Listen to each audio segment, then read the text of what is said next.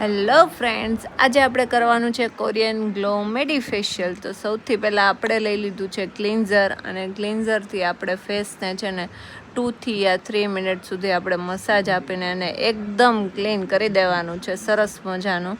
અને એની પછી આપણે સેકન્ડ સ્ટેપ લેવાનું છે કોરિયન એક્સફોલિએટ જેલ, જેથી ફેશિયલને છે ને આપણે ચાંદ લાગી જાય.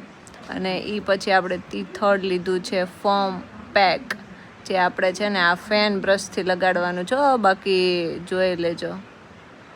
ફેન બ્રશથી લગાડીને પછી આપણે લઈ લીધું છે માસ્ક. તો આપણે છે ને એને ઇઝીલી માસ્ક અપ્લાય કરીને ઉપર આપણે ટિશ્યુથી અને એનું સ્પ્રે છે અને સ્પ્રેથી આપણે અપ્લાય કરી દેવાનું છે ભાઈ.